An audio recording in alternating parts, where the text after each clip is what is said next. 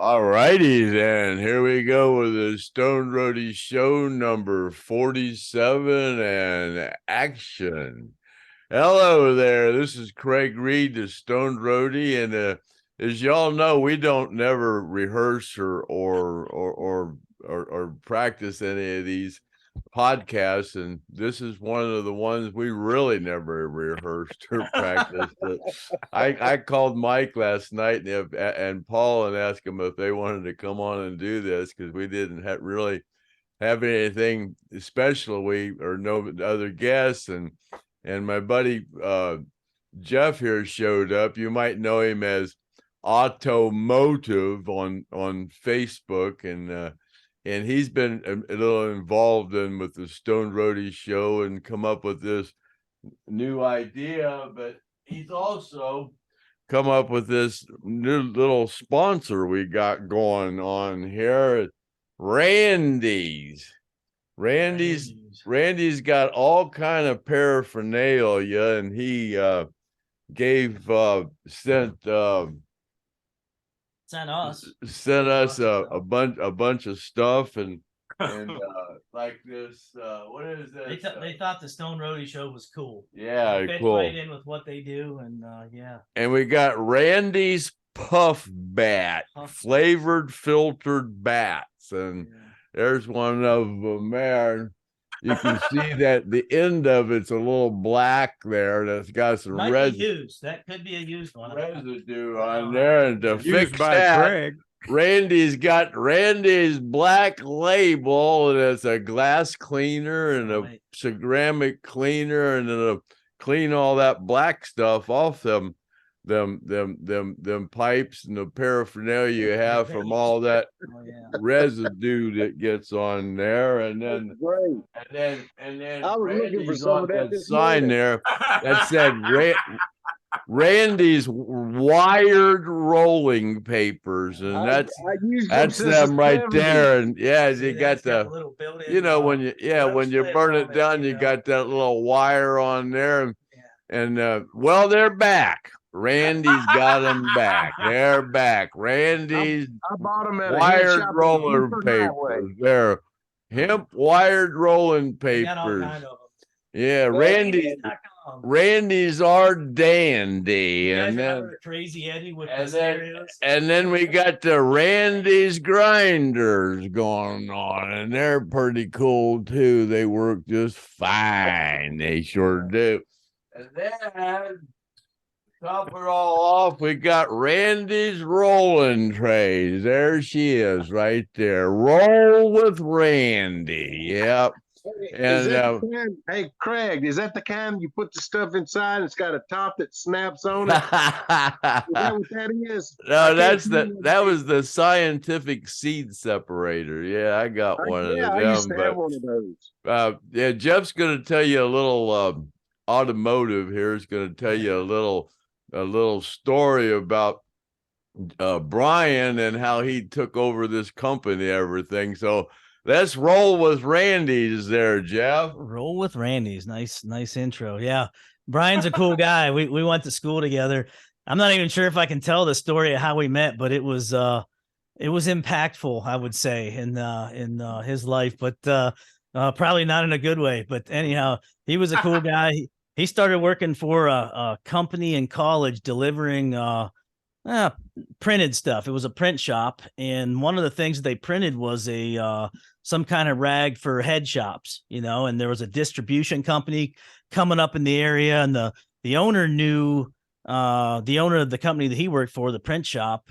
He knew the owners or the people that were doing this distribution company. He said, "Man, I'm going to be retiring. You ought to get a job here." So he got him an interview. He became their first salesperson in the area. And Brian's a pretty kick-ass guy. So he became the VP of sales. And then, I think it was 2008, he found out that Randy's was for sale. So he bought that and started the whole line of stuff. He's just a little kid from my hometown, you know what I mean? And, but yeah, he built it into what it is now, and it's big, Randy's. They got everything, all the stuff, we were smoking the flavor bat the other day. I didn't even know those things existed, but they're kind of cool. And well, hey Jeff, I got a question there. You think he could hire Craig for research and development? That would be a good idea. I think that would be good. He said On the new we talked to product. him on the phone for about an hour the other night. We couldn't get that. He sent us a vaporizer, and we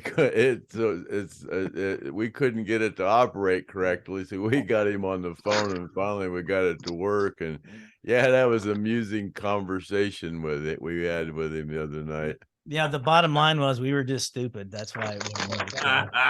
Hey, that wire in the paper, does that wire get hot? No, not at all. It's on the outside of the paper. It's like in a little sleeve. So you roll it up, and at first you don't even see the paper. And as it starts to burn down, it exposes. Then you can just bend it. You can bend it all different ways, all the way down to the end. And cool. yeah, they're pretty cool. You remember they used to have rainbow ones. That's the ones I remember from when I was a kid.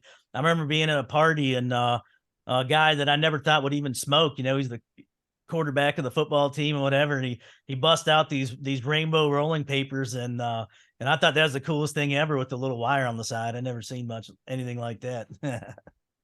All right, well, getting away from Randy's here, we appreciate that, Randy, Brian. But hey, Jeff had an idea about the we got a bunch of first of all, I'd like to thank everybody for watching the Stone Roadie show. We've got just such tremendous response from this. And God, the other day with Joe Crimp, we did a 3-hour podcast, and I'm going, God, if I did, I think I was yawning at the end of it, but it wasn't because I was bored. Well, kind of, I had heard all these stories when Joe was talking about the horses and out at the Hell House and Linda Blair and stuff. And after a couple hours, I kind of was yawning a little bit. I felt bad about it, but yeah, we just want to everybody. After I saw we did a 3-hour podcast, I was going, oh my God, if I was to watch a 3-hour podcast, I'd go, there's 3 hours of my life I'll never get back. And people actually enjoyed it. A lot of people, I guess, listen to the Stone Roadie show. They'll take trips in their car, and they'll put it on their car. And they said, that was perfect. I had a 3-hour trip, and I listened to it the whole way there. And then when I left, I listened to it the whole way back. That's 6 hours. My God. I thought the one me and Kathy Godsey did was 2 hours. It was ridiculous. We got to 2 hours. I'm going, oh my God, there goes 3 hours. But yeah, we want to appreciate it. And we haven't never got a negative response from any of our podcasts. And everybody just wants to hear the next one. And we're getting a lot of response from the Saturday night special too, that me and Kathy Godsey do every once in a while. But I guess we got quite a few questions for Mike, and we got Paul on here, and after a little bit, maybe Paul want to talk about his situation he's having. But what else we got going on there, Griff? I want to talk about my dog. I was fixing to say, I wanted to ask a question about your dog. Here he is, right here. I can barely see him. Is that a Labrador? What is that? No, he's he ain't no lab. He's he got lab in him, buddy. He does, yeah. Come here. Oh, I wish I could pet him through the Can you thing. see his tail? He don't have oh. a tail. He don't have a tail. His tail, he was born with a nub, and somebody told me that he's a black mouth cur. Don't ask me. I'd never heard of it before, but I'd looked it up on the internet, and there he was. You're kidding. There, that I've never damn heard dog of one with either. a little nub of a tail. Wow. They breed them for hunting yeah. hogs and stuff like that. Yeah. He's real stout, strong. He looks it. Is he pretty smart? Is he pretty smart? Is he? He's incredibly smart. Yeah. He just wrote a book. You told me that was going to happen. I'm glad. Did he finish it? Well, it's almost done. Yeah. I've got a few changes I got to make in it, And, I guess you can't sue a dog, so that's probably why no, he did it, you know. No, you definitely can't sue a dog. But anyway, I think people would try, but you know. But can it's a gonna be dog pretty sue good. you? It's pretty funny, actually. It really Oh, I is. bet. I thought Yeah. I thought that was such a unique idea that you had. I'm not going to say any Yeah. more about what it is because I don't know if you told anybody. It's our relationship from his perspective. Right. That's Right. great. That's a which is great good. idea. Isn't that Which is ain't that a hell of an basically from idea? my That is a perspective hell of too. an so. idea. That is great. Yeah. When he told me that about 3 years ago, I thought, man, that's one of the best ideas I've heard. And it's like, man, hey, Craig, what would Leon have to say about you? Oh my God, that's hard to say. That'd be like that old Indian joke where Yeah. Sheep no tell truth, sheep lie. Well, I tell you what, Craig, it was great, like you mentioned, having Joe Crimp on here. And the reason we did that 3-hour podcast was we needed to get everything out of Joe that we possibly could, because there's been a couple guests that we've had on here, and we wanted to get them on again a second time, and sometimes that don't work out. And Joe's a pretty busy guy, so we slammed him with all these stories, and I think he was tired when he was done, but man, he has some great stories, didn't he? What's he doing? Sure did. Yeah. He Joe Crimp's got like him and his wife have a band called Vinyl. Mm-hmm. So if anybody wants to check Vinyl out in the Jacksonville area, they tour around and they do clubs and things like that. If they got a link, I'll put it on the Friends of Lynyrd. He's they do a lot of like Skynyrd songs too, but they do everything. And Joe's a really accomplished drummer who's been around a long time, and he's got some old drums that he used to use in the Hell House. He still uses them. It's kind of like a speaking of that, Mike ESTES showed us something that's like a show and tell thing. You need to show the Stoned Roadie fans that thing. Okay, but first I got to preface it with this. Last time we did the podcast, I don't remember if we were recording. Last time that me and Polly were on there. Yeah. Well, I don't remember if we were recording at this point or not, but Polly had told me to get a hold of Sharon King. So I did. And actually, cool. she wound up getting a hold of me. And she sent me a text and I answered her back, and then I ended up going over there, and we were going. I don't know if she wants me to announce this or not, but I guess it won't hurt nothing to say we're going to put an album out of stuff that me and Ed did. That me and Ed did back in the day, where it was going to be like an album's worth, and we're going to try to keep it as original as possible, use all the original recordings me and Ed did, and I'm gonna bring it over here and hop it up some. And I've got to go see her pretty soon again, because I had to dig up. We've got a lot of that stuff. I know y'all remember that digital audio tape. Oh yeah, the little cassette. It's kind of like, it's about like that. Yeah.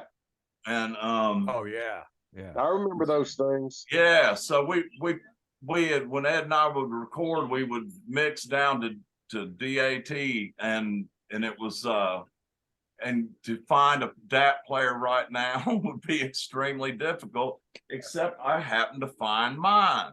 So cool. When going all through this stuff, I found I'm not even done going through it. I thought I had a little bit of stuff from back in the day. I have been going through boxes and boxes.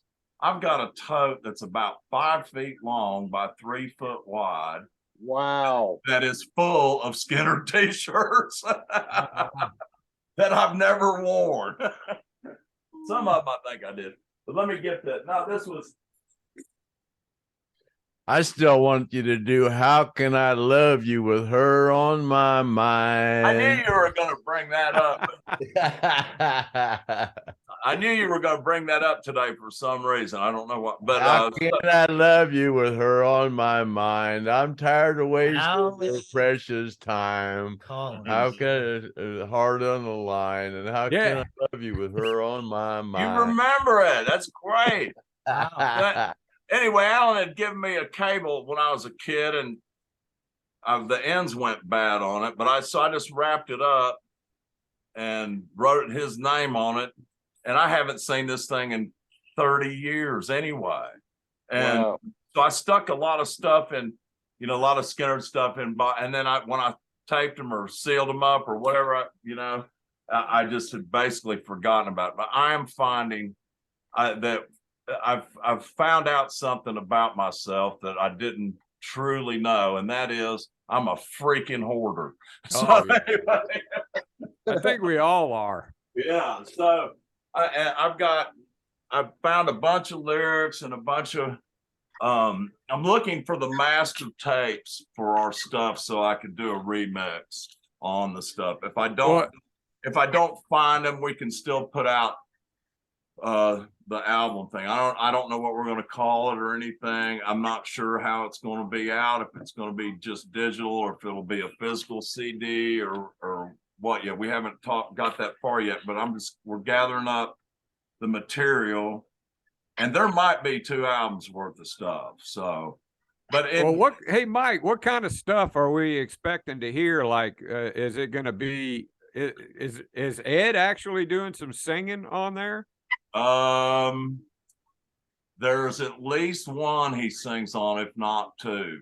Wow, that right there would be something. We did when Skynyrd did Good Luck, Bad Luck on that Endangered Species record. That was mine and Ed's song. And Ed and I demoed it to show the band the song. So we made a recording of it, and Ed's singing backup on that. As a matter of fact, we were both insanely under the influence at the time. No. And we start laughing during the recording, while we're trying to get his vocals on. I said something and he starts laughing, and we just left all that stuff on there. You can hear him going in the background and while the song's playing, and we just left it on there. Is he using like any like Red Eye and that Black Strat in there or any of that? What's he using as far as mostly a Telecaster? Yeah.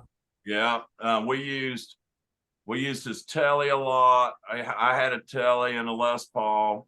We used those. We used baritone guitars and a 6-string bass. We weren't writing songs in particular for Skynyrd. If one came out that was kind of Skynyrd-esque, then we pitched it to him. We had 3, I think, on the Endangered record that we did, and but Ed's not credited on one of the songs, even though he wrote the coolest part on it. But excuse me. But yeah, and this was all done on digital tape, and it was the technology at the time. And I used to go take my whole little 8-track digital rig out on the road and with it, and me and Ed spent a lot of time recording and writing. But most of the guitars he had a little Fender, this little brown Duosonic, I think. I could be wrong, but it was a little brown Fender amp about the size of a deluxe, and he had a 52 Telecaster reissue that he played a lot. And we were really writing for the country market in the 90s. Yeah. And then but some of the stuff bled over into a little bit of Skynyrd stuff. I've got Ed playing keys on one song. I forget which one it is, but I talked him into playing keyboards on it, and it came out pretty good, actually. But wow. So we're gathering up all the lyrics, and so that all the lyrics can be available, and all the, going to see Sharon, man, it was, I had a ton of memories come flooding back, but how when you see somebody, man, when you told me about it, I was like, I didn't know what to think about it, because it was, I because he had called me looking for the masters for it, for all the stuff we said. And I said, well, Eddie, I don't have them. I said, you've got them. They said, I can't find them. Oh, shit. So Sharon asked me to bring over what I had. And I took the stuff that I could immediately find. But I said, if he thought that I had those masters, there's a chance I could have those masters if he thought that. So, because we thought each other had them. Yeah. And so I've been up to the log house, and I should be paid for cleaning it out, Paulie. And I have been going through more stuff that I had left up at my former residence and dragging it down here. I can't hardly get in my studio now. I had to take but I had no idea I had this much stuff. No idea. And it was just put it in the tote, and I forgot about it. So you found the masters? I have not found the masters yet. And I only thought that I thought if it ain't here in this place or in this place, then I don't have them. But it turned out they could be freaking anywhere, because I'm finding stuff everywhere. You still have the driving sideways masters down there? Yeah. Cool. I actually found those while I was looking for this. So it could actually be, and it's on that, the one I got. Yeah. And so, yeah, I've got that too. I found that, and I found a bunch of stuff, like I say, that we'd written between 90. It was before the last record, the last Rebel record came out. We started writing together, and then we were really hot on it for at least another year, or if not two, probably more like two. But then we started, when we were touring with the band a lot, it just was harder, to get things together. But where were you guys recording all that stuff at? At his house. His house. Yeah. At his house, my house. He had a house over on Hoarding place over there, and it was a house built like in the 60s. That was a ranch that was gigantic for a ranch. Huge. Yeah, it's huge. And so from what I've seen and read and watched of Ed, it just seems like there was so much talent and creativity just bubbling out of that guy. Like you're next to him, all I get to see is what is recorded. I can only imagine you being next to him and being creative with him and coming up with songs and licks and lyrics and just the things he would have to input. I mean, he was phenomenally talented. He's probably him and Leon Wilson, and I could probably put Billy Powell in that category too, of musicians that I played with that were just absolutely dripping with freaking talent. And and Ed was smart too. Ed was not some people, they get that talent and that's all they got. Right. Don't they call that $1 million talent in the 10-cent brain? I mean, that's what I got to witness his sense of humor on Facebook. That guy, I'm telling you, he's funny as hell. We had the best time working together, because it would, it would always turn into, we're talking about something completely off we both were, I know this is going to sound crazy, but we were both huge fans of the Mary Tyler Moore Show. And I used to do an imitation of Ted Knight, the newscaster. Oh my gosh. He's from Ohio. He's in Ohio. Is he really? Yeah, so he is. Was, but I would do that, and Ed would get me to do it, and we recorded it and did all this shit. And I'd record him snoring if he fell asleep. But we had an absolute blast together. It was so much fun. You remember Ted Knight as Judge Smales in Caddyshack? I love that character. Oh yeah. He was so damn funny, man. Me and Ed had our favorite episode was one where, and we watched it together finally. And one night we're at his house in St. Augustine, and it came on. And out of all the episodes, this is the one we talked about the most. Where Ted and and Murray, they go to a hotel room for a conference, and Ted's unpacking his luggage, and he pulls out an 8x10 of himself in the frame and puts it on the nightstand. Oh God, it was funny. I think that Ed Asner, he just died not too long ago, but he acted right on up to the end, man. He was in a Blue Bloods episode I saw. That was you know that one? I've watched every episode of Blue Bloods. Me too, Paulie. I've watched every one at least once, if not 3 times. It's my favorite show. Yeah. Favorite those recordings, so they pretty good quality recordings. They sound. Sharon played me something. She had something on cassette, or no. She had it on. I think it might have come off a cassette that was on her computer with these little bitty speakers, and she played me something. I went, damn, that sounds a lot better than I remembered it sounding. So that was a good thing. And because I was kind of worried about if we would be able to, with today's recording technology, it's just, man, there's nothing you can't do. It really is. Hey, Mikey, let me ask you something. Sleeping with the Dogs. That's one of my favorites. Now, who did the vocal on that? I did. Okay, but he had one that he was hiring somebody in town. Oh yeah, Wendell. Wendell. Yeah.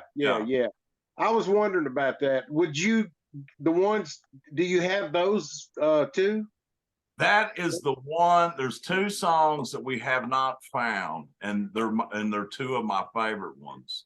And I found the drum tracks for them, which we backed up drum tracks on a data tape.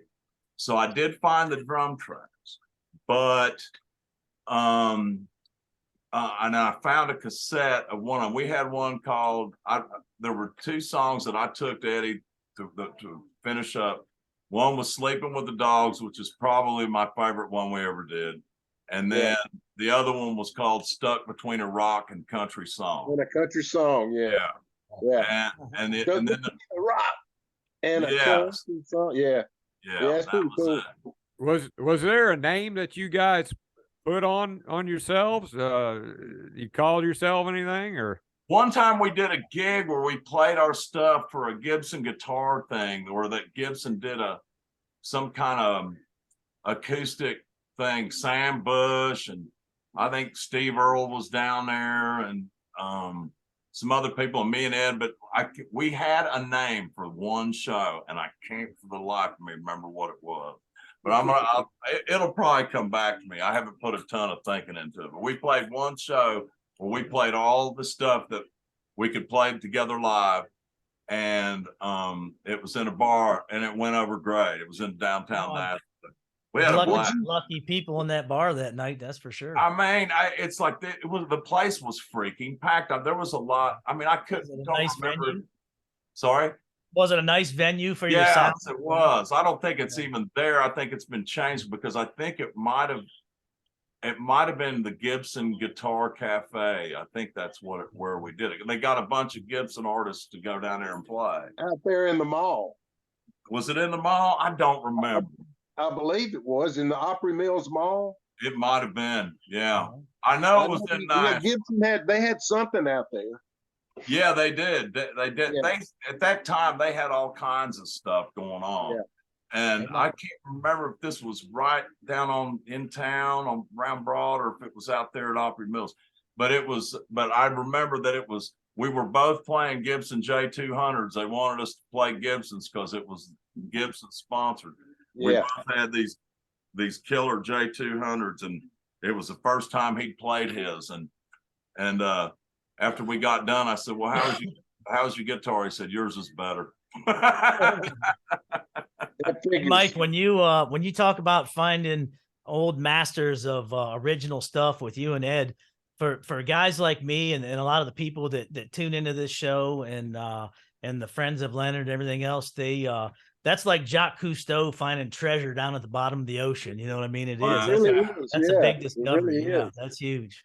I can see that. It's like if I didn't know Ed and I had found out that had done a bunch of work with somebody like that, I would definitely want to hear it. I mean, it's yeah. I'd What be kind like of that. work? What kind of work are you going to have to put into it to get it up and running? What are you going to have to do to it? If I find the masters, I'm going to make more work for myself, but it will come out better. If I don't find the masters, it'll be less work. I can probably put it together in a week or two, and that would just be remastering the mixes, because you can't control the individual tracks that way, but you can do the overall sound of it, like the amount of compression and the EQ on it and all that stuff. So they were already mixed. They were already mixed and pretty much finished. Yes, but the thing is, what I was saying earlier, I mean, with the technology that I have, even in my little place, I can make those things stomp a mud hole with the tools if I have the individual tracks. So, you know, and it's just come a seriously long way. I mean, it's all done on hard drive, and you can do these days, man, you can manipulate anything on audio and do. If there's a sound out there that you can't find, you don't need it. I mean, you mentioned you're doing something today with an engineer at your house. What are you working on now? I've got I'm doing a solo record, and we haven't worked on it in quite some time, and I think there's actually one song that me and Ed did that we wrote together going to be on it, but he's not playing on it because we can't find the damn recording, but we did write it together. So if we end up finding it, if Sharon or I, either one ends up finding it, we'll still put that original on the Ed King thing. It's a really good one. That's amazing that you can do that with the tracks and everything, and just overlay it, or however you blend it in there, whatever, with the technology. That's amazing stuff. I mean, it's like, there's a friend of mine in England that does some mixing for me, and I don't even have to sing. You know, it's like we do this and talk about something. I send him the audio, he sends it back. You can capture your voice and make it fill in the blanks, basically. Yeah. It's the songs are basically recorded. I didn't want to add any tracks. I wanted to have the tracks to be as we recorded it. I didn't want to mess with, hey, I'm gonna put a new guitar part on here. I'm not gonna do that shit. Right. Yeah. And so I thought, well, but I do want the sound of the record, to be as good as it can be. And I know it's good. And like I say, the other day when I heard it, it tripped me out. I didn't remember it being that good of a quality of sound. I mean, I haven't listened to it in 20 years, 30 years. And so, because it's like, every time I listened to it back in the day, it was like, man, why are people not jumping on these songs? We went all over Nashville and pitched songs to everybody for 6-8 months and had very few bites. And then the first bite we finally get was a Toby Keith cut. And then it ends up, it was supposed to be on a movie. The Cowboy Way. Yeah, Cowboy Way. Yeah. And so they end up taking Toby out and putting Travis Tritt in. Of course, he writes a song and we're out. So sure, and that's just the way it goes. It's the way it goes. If this was easy, everybody'd be doing it. Right. Yeah, buddy. Nowadays, everybody is. Yeah. No shit. Hey, is Ed playing any slide in any of that stuff? I would get him to play slide every chance I got. It was like, I swear to God, you can sit right there. And I mean, as close as I am to this computer, which is about 1.5 feet, and I'd sit there and watch him, and I'd watch for hours, add it all up. I've seen him play slide for 200 hours anyway. So, and I still could not figure out what in the he was doing. And it was like, and it's right there in front of you. Yeah. I go, man, you know, I'd be horning around the guitar like this and looking down at his hands, and he let me, you know, he didn't give a shit. And I go, well, how'd you do this? So one day, Ed King gave me a slide guitar lesson. Oh man. And there was more to it than I thought.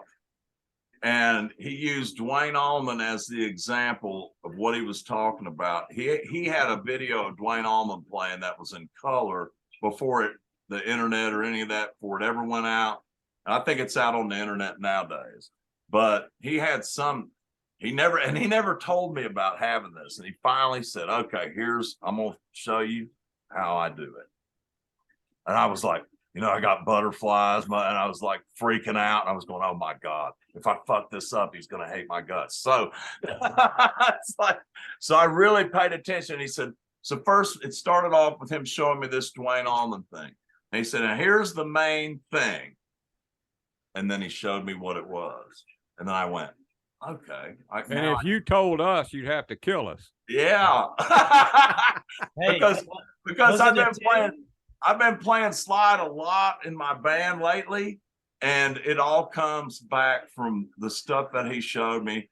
And it's all, not all, but a ton of it is in the right hand approach. I can give that much up. I was going to ask you if it was a tune or not, but it's the hand approach. He played the standard. He could play in an alternate tuning, but most of the time he did play in standard. Well, that's cool. That's good to know. Yeah. Yeah, because then you know you can play the other parts. And yeah. Ed had gigantic freaking hands, didn't he, Craig? I mean, his hands were like, I mean, it was like two big old hams, you know, that you buy at the store. He could take one finger, and this was great for playing mandolin because I can almost do it, but not quite. It's like, if you have to do a really tight little mandolin chord, it wasn't no problem for him. He just used one finger where everybody else had to use two. And it was great. And he had the touch on slide guitar like nobody's business, man. I mean, it was here. Mike Estes had lessons from Alan Collins, lessons from Ed King, played in Lynyrd Skynyrd. And I still suck. I think there's a lot of people beg to differ with you on that, Mike. I should be better though. But it was but no, yeah, that was what I've had 2 one-day lessons from two of my favorite guitar players on the planet. Hell, I played enough with Gary just before I was ever in the band. Me and him played all the time together too. I picked stuff up off him too. But as far as just sitting down and showing me, all right, here's how you do it, those 2 guys did that. You know, I think the best Freebird I ever heard other than Alan Collins was Ed King's Freebird. Yeah, he played it. I mean, a touch different. It had a little twist. It had a little Ed King finesse to it, but it was still Alan Collins. You know, it's just, I guess because it's Ed King, it just made it. Yeah, you could tell it was him playing it. Right, but yeah, it still was the right. It was still the right part. Yeah, and you didn't hear that much. You didn't hear it much. Yeah. No, know. It was. There were times where because I used to watch our videos. Craig's got a bunch of videos that I don't have of live stuff where when I was in the band, and I'd like to see. I got the whole Japan tour on. You've also got, but you told me you also had. Remember when we did those sheds, like in the early 90s, big video screens had not been out all that long. Remember? Yeah. But when we play a big shed, they had the big video screens, and they'd always record it on VHS. Whatever went on the cameras on the screens is what you got for the VHS. You told me you had a bunch of those still. I have some of that stuff. Yeah. I set up my camcorder at the soundboard every night during Japan, and just filmed the whole show. And then after the show, I'd go out and get the camera, and I got all these Japanese people, and I'd interview them as they were leaving. They were, oi, oi, oi. Lynyrd Skynyrd, oi, oi, oi. It was great, man.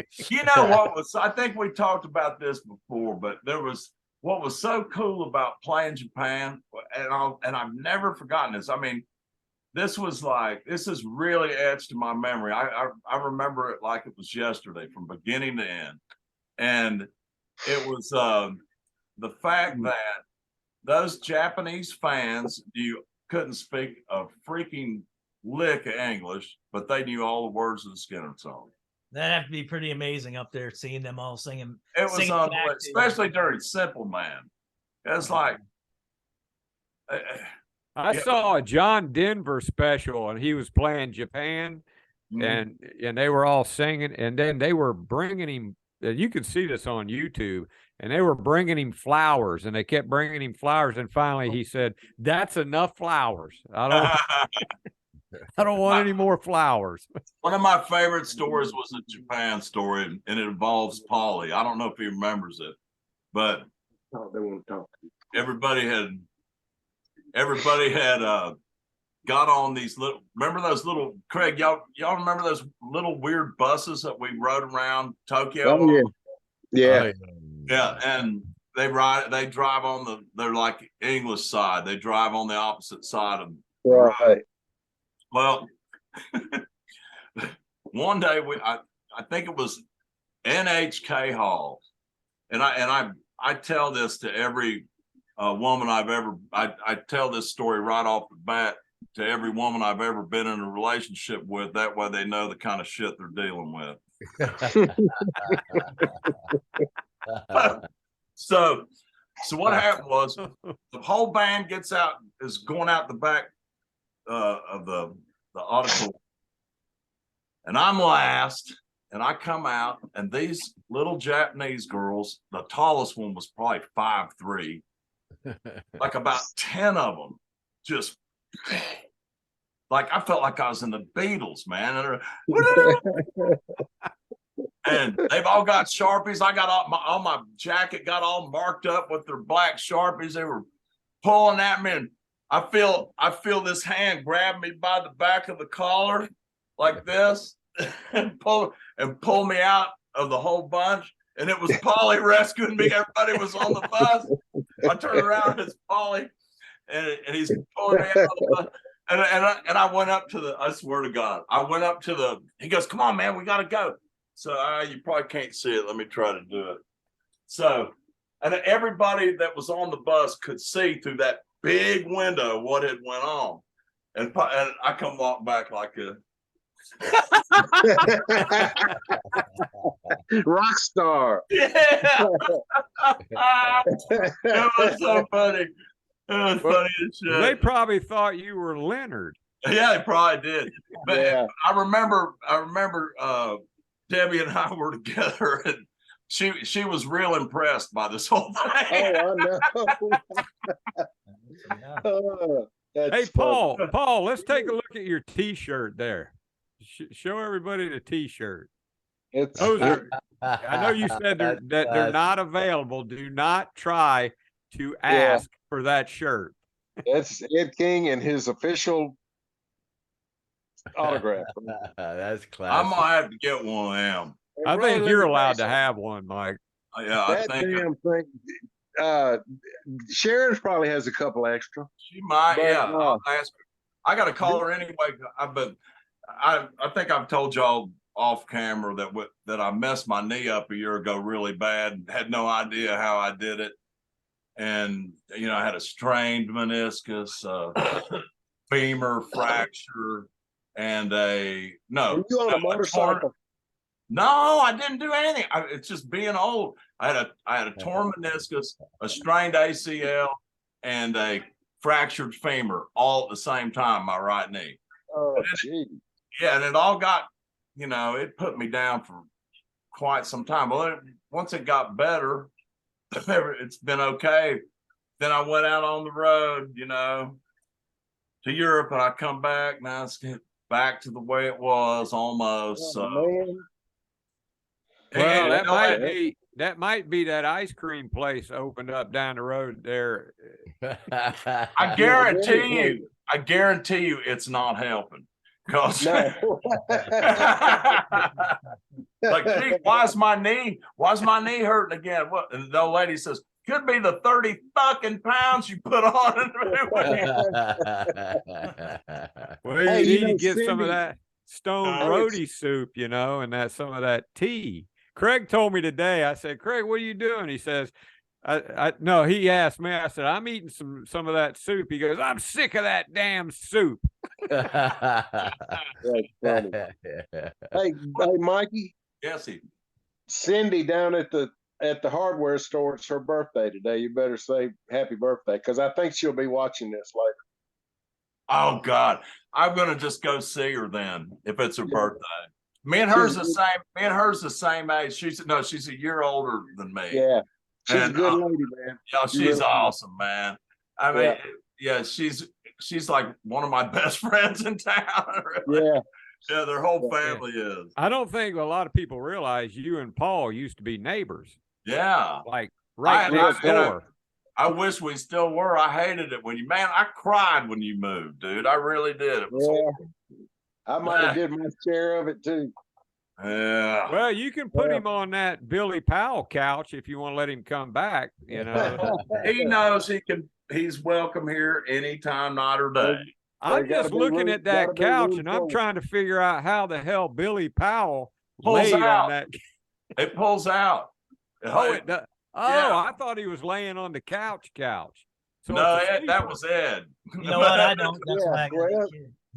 Yeah, Billy But could do it once- too. He wasn't that tall. yeah.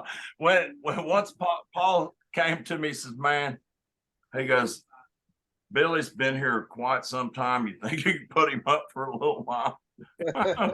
Okay. The first thing I did was give up my rights to my remote control. Me too.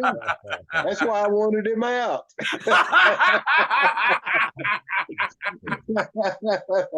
I mean, you could only watch so much Popeye and the Three Stooges, man. Oh, is that what he watched all the time? Yeah, But yeah, that- it was that way. That and what he wanted to. He said, "You like World War II history?" I go, Oh yeah. I said, "Yeah." And he put something on the History Channel, like anything that had to do with planes he loved. And it was, Yeah, oh yeah, he sure did. and Hey, he wasn't knew you, them, wasn't too. you talking one time, Mike, about how he toured, I think, Japan or something, and had no idea he'd just been there for 10 days? Oh, he'll back me up on that. Yeah, he was in blackout mode. That's I funny. Yes, remember that one was time in- I was over at Craig's house and Craig, I had a hotel already, and he goes, "Why don't you just stay here? I'll clean off the Leon Wilkeson bed, and you can stay there." All right. I've 'Cause stayed he at Craigie's with you for a before. while, right, Craig? Leon stayed Oh, with you yeah. for a while. Oh God, yes. Leon was here. Oh, a few months at a time, either here or over at my buddy Doyle Bear's. Yeah. Hey, Craig, is that hotel you put me up in that time still there? The Orchard Inn or whatever it was? No, The Orchard Inn's gone. The Orchard Inn's gone, but that Fleabag Motel, it's gone too. Oh, God, I hope so. Man, it was raining. Craig went in there and got this place for $20 a night, and Oh, and it Well, was we I called Mike. We had a party at this place right up the road, the Orchard Inn. It's just a chicken place. There's never been a band or anything in there. So Mike come up with Helen Highwater and played. Yeah, and they ended up staying in my buddy Dave Clevenger's dad's basement. that's right. Gene, yeah. Yeah. Oh, they had fun up here, but yeah. Oh man, other I than- had a blast. Because Other than Lynyrd Skynyrd and the Butthole Surfers, Helen Highwater is the best damn band name there is, man. it is, ain't it? I think so too. The And there's that Butthole Surfer. story. You got to In case include you- the in Butthole case you- Surfers in there, though. In case you weren't watching the earlier podcast, that came about because Mike ESTES called up the studio down there, and Craig answered the phone. And you were how old, Mike? Shit, 16, 17. 16, and you wanted to talk to Alan Collins. Somebody, anybody. Oh yeah, For a he name. called. He goes, "Don't hang up." He said, "I'm a guitar player." If he wouldn't have said I'm a guitar player, I'd probably hung up. He goes, "But I'm just looking for the name of a band," and I just happened to be having to call Alan. I go, him and Gary was just talking about bands that if that needed a name for a band, they'd name it. So I called Alan and I talked to him. I goes, "Hey Alan, what was that name you said you'd like to call a band if you ever started one?" Helen Highwater. Yeah. So I hung up, and Mike right away took that name and took That's off. all right. That's probably why they had to call that band Rossington Collins, because they couldn't use Oh, Helen his name, Highwater. yeah. Yeah, I'd have sued him. You'd have got them for plagiarism. Yeah. Yeah, that was funny. That was funny because then Mike opened up for the Alan Collins band, Yeah. so it was kind of amusing that Mike used that name and opened up for Alan, and that was Alan's favorite band name. He told me, he said, "You better make something out of it, man." And we did. We tried. We tried for years, man. And Alan came and sat in with us down there at the still. Yeah, at the still. Yeah, he was Yeah. up there at the still. Yeah, he's sitting in. Yeah. Well, Mike, Skinny Molly isn't too bad. Skinny pretty good Molly. name. It's That's an a heck okay of a- name. The thing was, it was supposed to just be one tour, and it was me and Lou Beck and a couple other guys, and it was supposed to be one tour, and it went really, really good. And so I said, "But it'd be stupid to not keep doing this." So we just kept doing it. And Lou Beck went back to Hatchet. The only reason, well, I say this, I shouldn't say this really. I probably shouldn't. But Dave went back to Hatchet Skinny Molly had been together for maybe 2 years when Dave went back to Hatchet. So I just got Jay, because I'd been playing with Jay and the Southern Rock All-Stars, and Jay and Dave Lubeck were at odds with each other at the time, but they settled it all. Everything was cool. But at the time, when it just was immediately, I just said, "Well, hell, I'll just get Jay," because we'd done it. Yeah, and now that we're kind of talking about that, you Stoned Roadie fans, Mike's going to try to get Jay Johnson on the podcast at a later date. Of course, we know Jimmy Johnson. Jay's a great Swampers. tour guide too. He thanks to him, I know where everything is in Muscle Shoals now. I mean, he's really good and knows a lot of the history of it. And he's introduced me to a lot of really great people down there. And they've still got that town. That shouldn't be discounted, because they really do have a thriving recording thing going on nowadays. Yeah. Yeah. But Ron Eads promised to come on Craig's podcast here, and I think that's where we're going to plan to try to get Jay on here, and that'd be. Well, you're going to Muscle Shoals, and you're going to take your camera, and Ronnie's going to show you all over, and you're going to film for that whole thing. Yeah, and he invited me up there to Muscle Shoals, man. and I'm going to take my recorder and do some video, and then we'll edit it up and put it on a Stone Roadie special. Yeah, Ryan, Mike said he thought maybe that would be good to collaborate, him and Jay Johnson and Ronnie Eads they know each other. Yeah, they know each other for a long time. And I bet Jay hung around that studio a lot growing up. yeah, man, you really should get him on that too, because he knows everybody in town, and thanks to him, I do. But he remembers years, things happen, who recorded where, and all the new studios. He knows just about every guy. He introduced me to a killer guitar player and studio engineer owner /owner called Billy Lawson, and another dude down there. And Billy's worked with Greg Allman and a ton of country artists. He ought to be a big star himself, really. And he introduced me to Jimmy Nutt, who owns a studio called the Nutt House, which is put in an old bank. And Jimmy's played on tons of stuff. He's a drummer, and been to the old Muscle Shoals sound, been to the what I call Muscle Shoals Sound 2. We played a lot of gigs in that place. The Swampers, when they split from Rick Hall, put their own studio in, and they had Muscle Shoals Sound. It was pretty small. That's where Skynyrd recorded. Then they moved to another one, another building that was an old high school, but it just happened to be Jimmy Johnson's high school. And they took the gymnasium and built a big complex inside the gym and outside the gym, converted the offices, and it's really, it's under there's a gal named Tanya owns it, and she's married to one of the session guys down there, a guitar player, and he plays with the Aces and Amazing Rhythm Aces. And yeah, I mean, I've gotten to know so many Shoals guys, and they're all just monster players, and they're all really, really super good dudes. Imagine the stuff that Jay's seen growing up, you know. Oh yeah, he was in the studio when Blackfoot was cutting its first 2 records. Oh damn. Now you Yeah. did a short little thing with Blackfoot in between some of your ventures, didn't you? Yeah, I did. It was Greg T. Walker. Greg T. Walker is their original. He did a stint in Skynyrd for a little while, and as a bass player. And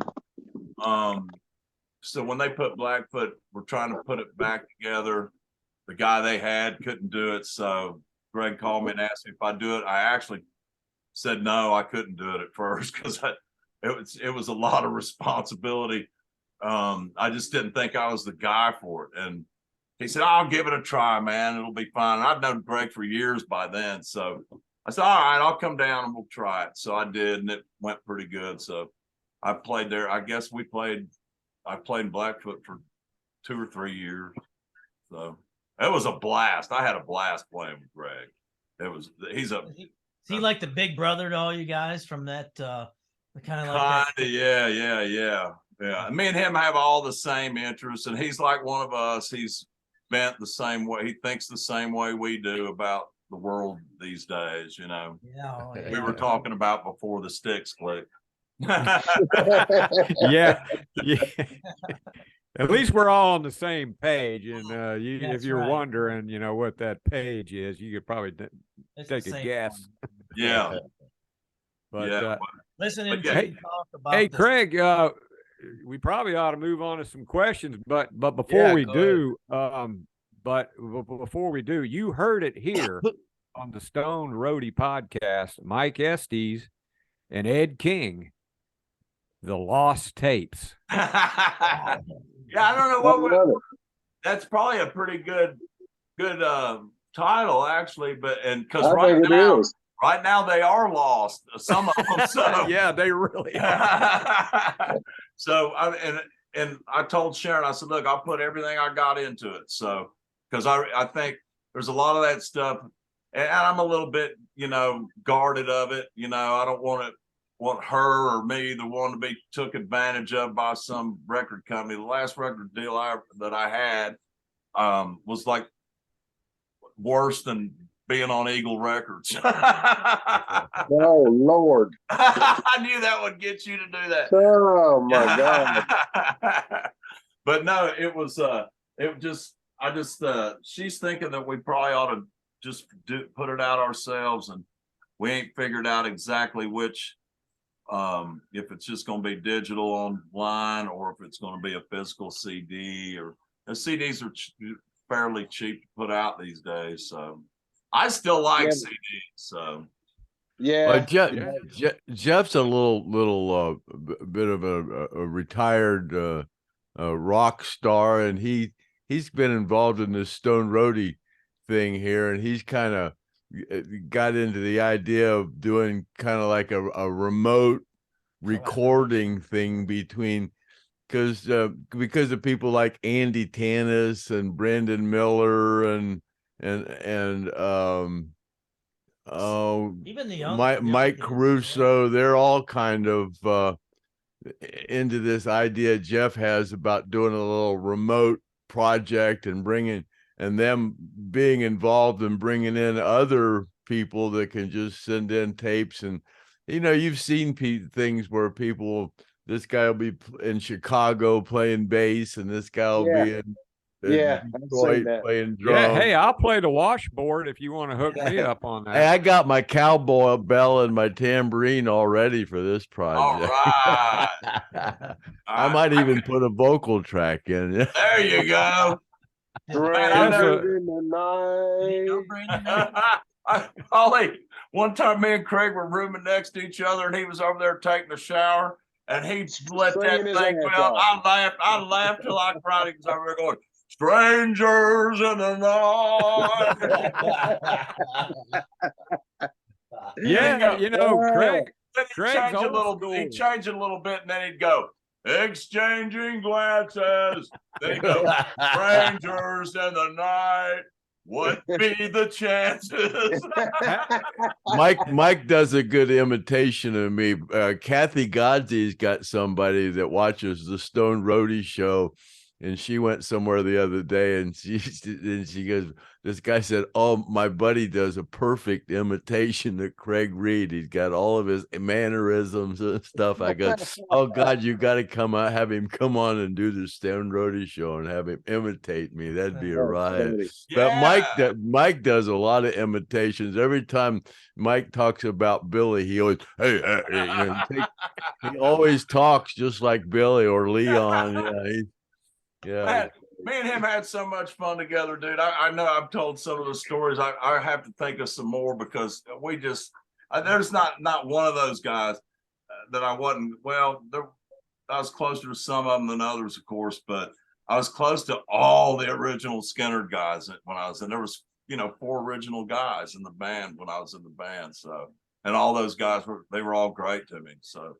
yeah. Mike speaking did some work with Artimus too, and the Artimus pile, and Artimus, and then Mike and Ed and Artimus all played together at one time too, didn't you? Yeah, it didn't last too long, but it was With Leslie and all they got that yeah. Oh, wow. I didn't end up playing in that, but when Ed was starting to put that together, I started out there, but I had too much other stuff going on at the time to do it. I should have done it though. They did it they only did what, one or two shows. They did one in Nashville. Yeah. And I went to that one. But did you? Yeah, I don't remember what other ones though. I tell you who was fun to have on stage was JoJo Billingsley, man. She would come on and sing when I was playing with Artemis. Sometimes she'd come on, and man, could she wail. It was great. She was fun. Oh yeah. Yeah. What was she doing? Was she just Sing it back stuff? up and sound just like the damn record, Oh wow. Yeah. Oh yeah. And it was so much fun. She even sang back up on Call Me the Breeze one time, did Leon's harmony part. She did that, and I sang lead on it, and she did the harmony. She knew all the parts. It was great. Oh yeah. You had her and Leslie together? No, this was just I think Leslie and I played together once, but it was just the times that I was seeing JoJo a lot, or at least fairly regularly. Her old man was a good dude, and they just show up out of the blue, and she, of course, come on. And I met him not too long ago. They came down to. I met him up in Clarksdale. Did you? Yeah. That bunch of them came down here. Joey Nichols and Jane Van Zant. Oh God, Jane. Yeah, I know that Jane. Yeah. They came out. We went out to a place called I don't remember. It's the Shack Up Inn though. It's pretty cool. Pretty cool place. Really? The Shack Up Inn? Yeah. That's what Mike, you were talking about Craig and then Strangers in the Night and all of that. He's got it figured out on the phone message because he goes into that Somewhere Over a Rainbow. Have you listened to that yet? but I'd love to hear it. Oh, you just got to call up and hope he doesn't answer. Hope you don't answer. You better hope he does, because that's how he figured up. That's how people hang right up on it, because it's too long. I think it's 12 minutes long. I'm pretty sure. Is it really? No, it's not that long. And he even puts his own lyrics and twists it Of around course. a little bit, you know. He hopes that he lives to be 105. And Yeah, but I was in there taking a shower, and I heard Craig Bigger Than Life just giving it everything he had for Strangers in the Night. But well, you sound good in the shower. In you the know shower, that, everybody sounds great. Everybody sounds good in the shower. Yeah, but he said, but when he got to that, what be the chances? I about fell out. I was like, I remember you talking about you were a big Andy Griffith fan, and Huge, that time they put that bucket on was it Barney's head? Gomer. Hey, it sounds good in there. Yeah, he goes, Oh, man. he goes, here, get up under there and take you a thing. Hey, Mike, can you make the Southern rock version of the Andy Griffith theme song? Probably not. Have you ever listened to the guitar part on it? It's like a chord every beat, and they're all jazz chords. It's absolutely insane. I went around my whole childhood whistling that song. Rossington asked me one time, could I play the guitar part on the Andy Griffith theme? I go, are you out of your fucking mind? And nobody can play that. He goes, Didn't we use that as an intro one time? Yeah, we did. Walk on. I bet you Glenn Campbell could figure it out. That guy was amazing. Oh, yeah. Hey, did somebody whistle on it or what? Did you have a designated whistler or what? No, we had a recording of it. Yeah, we had a recording of it. Right, Yeah, we put walk on music. Walk on music. Yeah, while the band's coming on stage, the Andy Griffith theme come up big and loud through the PA. You know, but yeah, that was great. What was that family that always came in there that played the banjo and the Darlings? The Darlings, yeah. Dillards. They were pretty bad. Dillards. It was the Dillards was their real name. I used to be great friends with that banjo player, Doug. Oh, really? Yeah, me and him got to be good friends. Somebody introduced me to him, and this is Doug Dillard, and I went, the Doug Dillard? Wow. and That's great. And he started laughing. And he goes, yeah, and I go, dude, ask me anything. Ask me anything. And he goes, all right, how many hatfuls did Briscoe pull out of the water trough? I go, 11. Yeah, he had a character. He had no expression on his face when he played the banjo. Yeah, that's right. He's the only one of them. He's the only one of them that had a line in one of the episodes. Nobody else ever said one word from the band except him, and it was about Aunt B. Something about these are some really good green beans, Aunt B. That was it. Yeah. Did you get to jam with him? Yeah, we jammed together too. Yeah, we was good buddies, man. I come to find out he was on the folk scene in California. You know, he was a hippie, and I thought they was like these conservative. He was taking acid and everything else. Really? Yeah. I mean, when you think of the Dillards, you don't think of mushrooms and acid. And he was all. You think of moonshine. Yeah. Did they have a stand-up bass and everything, or was that just part of the? Yes, they did. Yeah. Yes. Yeah. And but hey, Google the Dillards. Yeah. Or YouTube Dillards. You'll see them. Yeah, I'll have to check that out. But they're a really good band. They were from California, actually. And the reason they got that Andy Griffith gig was because they were from California. They were not too far away. Yeah. Yeah. And they were actually a popular folk draw at the time. They were playing folk, Newport Folk Festival and all that. Oh yeah. And so they were doing fairly well, but then they got that thing. One of the things he told me I'll never forget was Maggie Peterson, the gal that played Charlene Darling. He said, oh God, yeah, I know. The one that had the crush on Andy. On Andy, yeah. And she was like, and he said that she was genuinely one of the sweetest people he'd ever met in his entire life. So it was nice to find out she wasn't an asshole, you know. Oh, that's cool. Like Aunt B, like Aunt B was. Yeah, like Aunt B.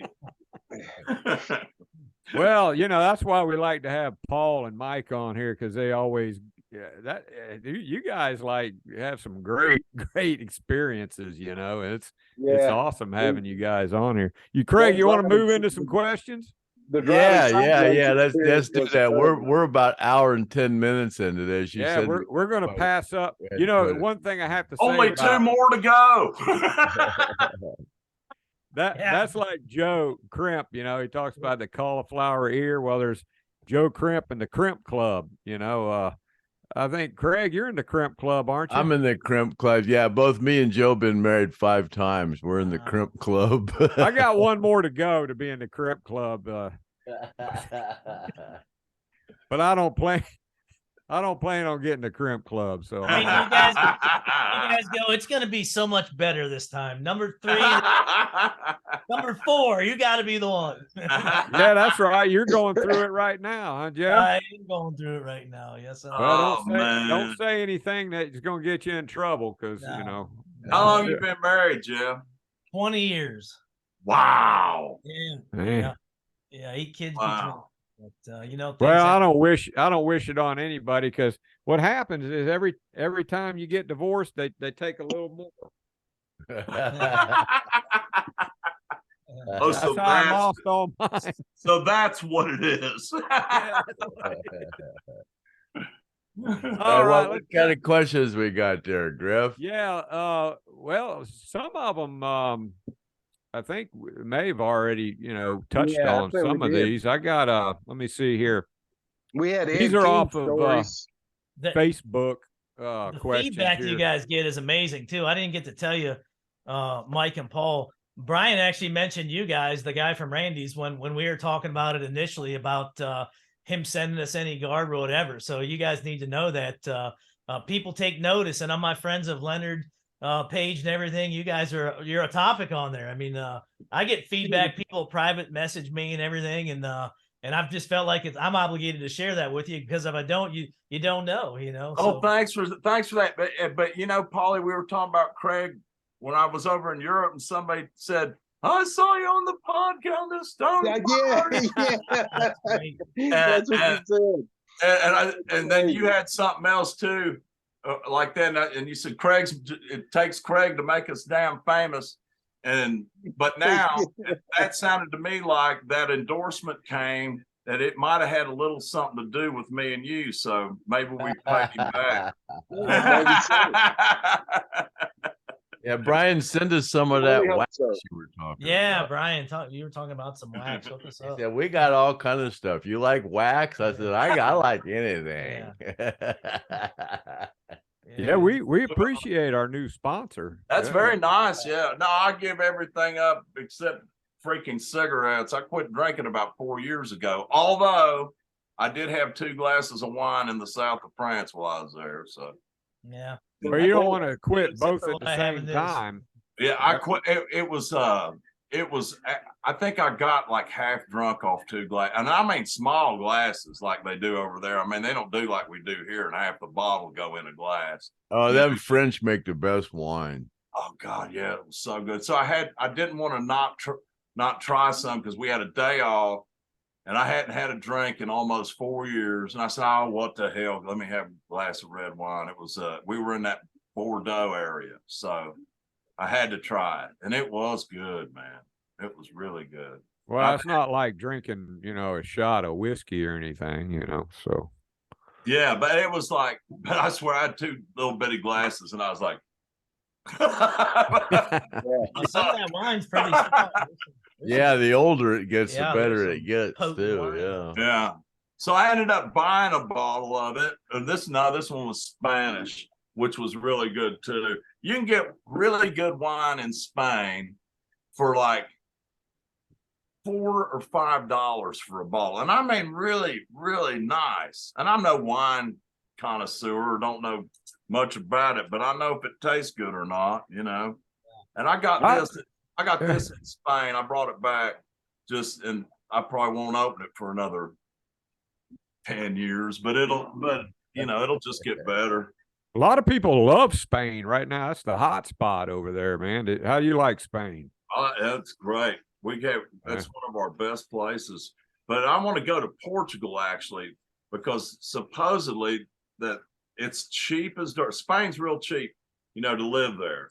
But Portugal's supposedly even cheaper and supposedly even has better wine. I don't know. So I've never been. Did you go to a bullfight when you're in Spain, or like the? No, I went to one in Mexico once though. Did you? Oh, yeah. Well, we don't ever want to see you on that show locked up abroad or anything like that. Man. That's another good reason to quit doing everything. When I worked for Cyrus, we did a show in Mexico at a damn rodeo arena. Yeah. And to get from the dressing room to the stage, you had to go right by the pen where all these damn steers are. And Billy Ray was sitting there sticking his damn hand through the damn bars trying to poke the damn the bulls. That was smart. Oh yeah. He never has been the most intelligent, although he falls in a damn fortune every time he changes his look or whatever else. Hell, he's getting married. I saw that to somebody way younger than any of us. Yeah. Yeah, I think she's 30. Hey, more power to him. Yeah. Yeah. More power to him. Yeah, I did a TV show with him in West Virginia it was a telethon. Me and him and a couple other guys, and there was a telethon when they had that real bad flood over there. Yeah. And we just went over and did country roads, and he sang on it, I sang on it, and they raised all kinds of money, and I hadn't seen him in forever, so he was really glad to see me. I could tell it was genuine. And we did a show in Phoenix, and Waylon and Jesse came out. And man, let me tell you, you already know what that would mean to me. Oh my God, man! Waylon and Jesse came out, and Billy pulled Waylon up onto the stage, and it looked like it almost pulled his arm out of socket. He was very frail at the time. Yeah, I think Willie's getting ready to kick off another tour. He's more power to him. Shit, I hope he does. Have y'all seen his latest commercial? Yeah, the one for Skechers. Oh no, I haven't seen that. Okay, he's got this commercial. He's wearing a black T-shirt with white letters that says "Legalize" on it. And he sits down. He sits down in a chair and says, "I've been trying to legalize this for a long time." And he's talking about Skechers shoes. And he's just acting as if they're illegal. Of course they're not. Yeah, that's pretty cool. Oh yeah, and the guy says, "But Willie, Skechers shoes are already legal," and he goes, "Well then, pass the Skechers." That's great. That's great. That's great. Yeah. Shit, he's pushing 90. I know it. Yeah. His son sounds exactly like him, man. When he sings. Which one? He's got two sons, but the one that I think they both sound pretty much, but one of them I can't remember his name. Lucas. Yeah, Lucas.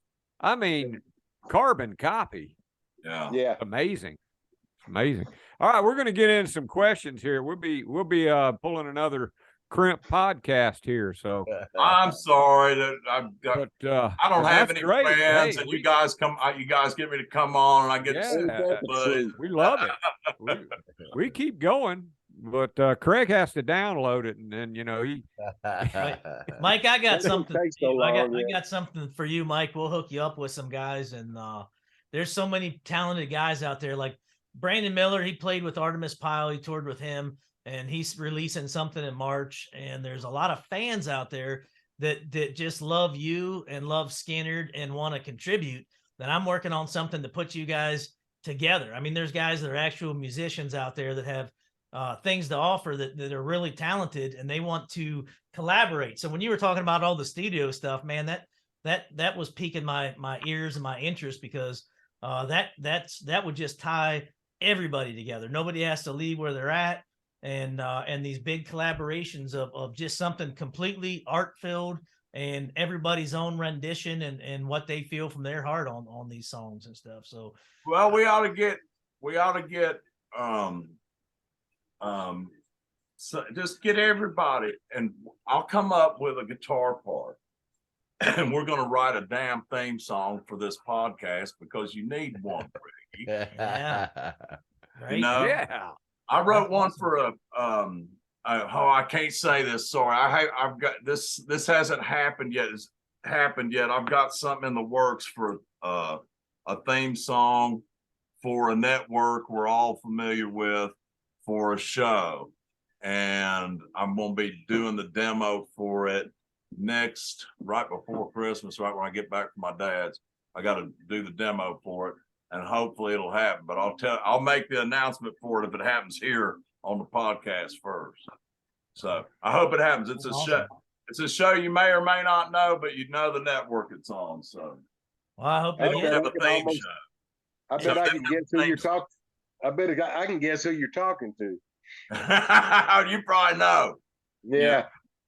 Yeah. Well, A lot of great things coming up. Yeah, man. I'm glad to be busy, man. It's like there for that whole COVID thing. I didn't do anything. I didn't even want to record. It's like have y'all had COVID like 19 times like I have? I've had it like Oh man. I had the flu last week. That's the first time I've been sick for 50 years. really. Wow. Yeah, and I got the flu. Something going around I wasn't immune to. Something new. That's what it is. But yeah, I every time I go to Europe, I can get something. And I had COVID before they had a name for it. Then they got a name for it. I got it again, and then I got it. I think that's what I had. I didn't even bother to check because if you got it, you got it. What are you gonna do? Right. And so, but I knew what it felt like from before. And stupidly, if I'd have known what I know now, I'd have never got the vaccination. I only got the one. I didn't go after that. I said, fuck this. They don't even know, they have no idea the long-term effects of it, It's an emergency vaccination. It's not, Yeah. I mean, I could have an arm growing out the back of my neck next week for all I know, And I hope not. Well, I mean, Me unless too. that arm plays guitar pretty good. Or Yeah, maybe- there you go. About three It was on hands. the news this morning. They want people to start wearing a mask indoors now Hey, I just in want your you own to know that house. we're in Thailand right now, Craig and I. So it doesn't matter because this is just tobacco in this Randy's rolling paper that I'm about to light. So Randy. it's all good. Just so you know, it's cool. I bet it is. Roll with Randy's. There you go.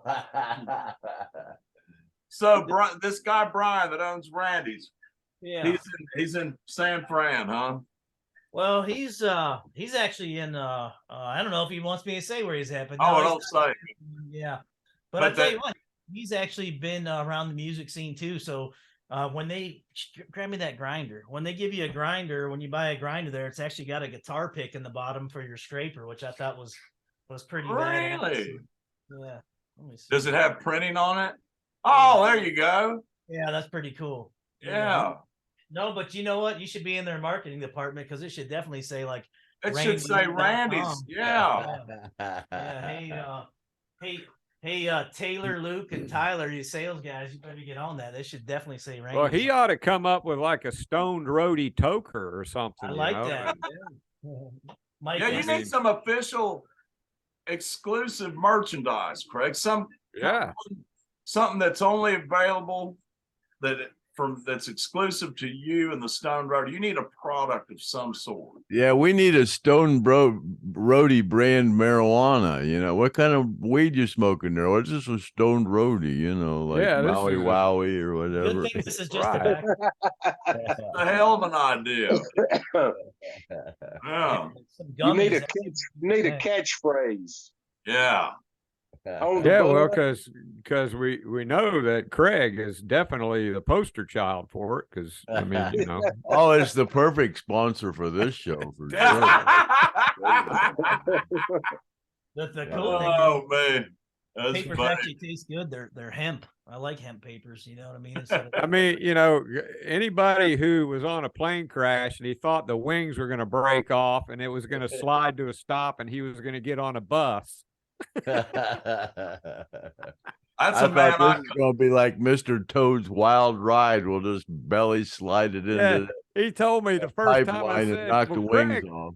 I said, "Craig, what happened on that plane crash?" He said, "Well, I just ripped the curtain off and put it over my head." And he said, "I thought the wings would break off and, and we'd skid to a stop and I'd just get on a bus and we'd go to the gig."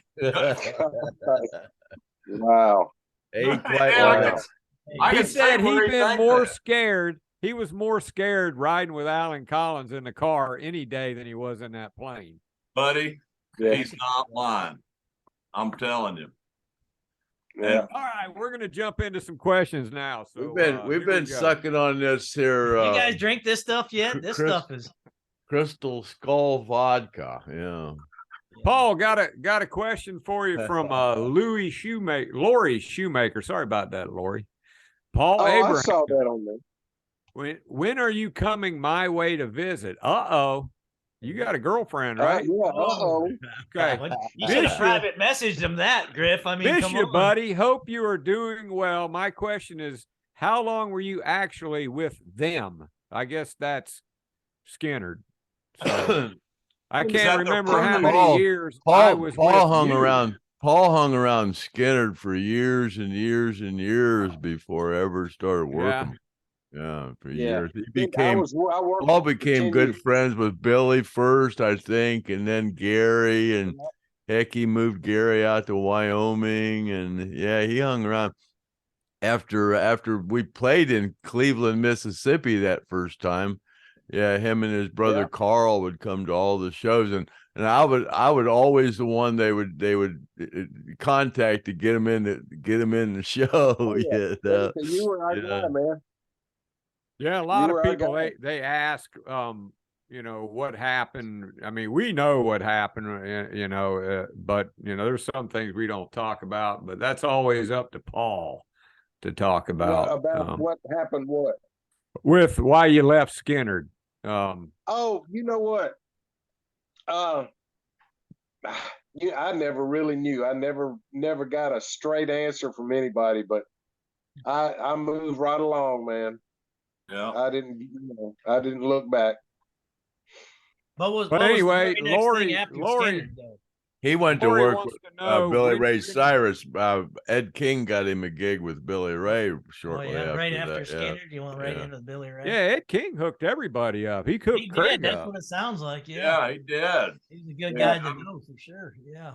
An amazing. Yeah, Ed King's the one that really got Mike into the band after the little thing that happened with me and Mike with a song, and then Ed was the one that saw the talent in Mike and his songwriting ability, and but he didn't want me to be in the band, and I I remember. Yeah, I don't want to give the reason that he said, because there's people that are living that it would disparage. Yeah, I can understand. Yeah, He was probably wanting to keep you for himself. Yeah, he kind of so he said could that. collaborate. Yeah, Yeah. But anyway, hey, Paul, Lori just wanted to know when your book about Buddy's going to be out.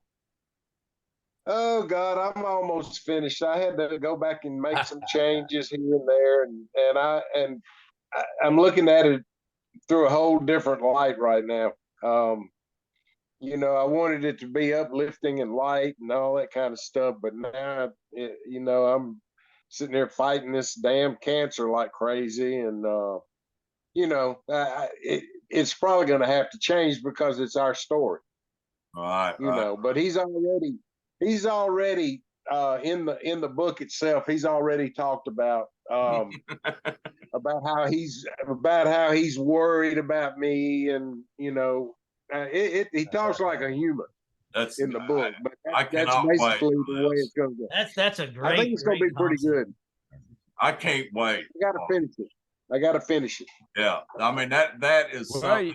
You better get him fixed up on how to sign. Get it put a Sharpie in his Paw palm. print. figure Oh out how no, to- I'm gonna have a paw print Yeah, on the opening page of the book. there you go. Oh His yeah. paw print. Yeah, on the opening page of the book. You get you an ink pad so that when people Yeah. want a signed copy, you know. There you go. Here's your sign. Hey, Paul, Yeah. you may not realize it, Paul, but no matter what, your story is an uplifting story. No matter how you finish it out, you write it how it Well, goes. thank you, man. I and that's an appreciate that. uplifting I really story. do. Yes. Well, you know, know. Paul's book that he's got out, that's that's a damn good book. And you know, It's a everybody, good book. It's got my name in it. Oh, yeah. Well, sure. Absolutely. they let you print that, I guess. It's not a real Skynyrd book unless it's got Craig Reed's name in it. That's There you go. Yes, Well, exactly. And speaking of that, though, I got a question. Being as how I mean, I'm just gonna go ahead and ask Mike. Did you talk to Sharon anybody about Ed's book at all? I did. Yeah.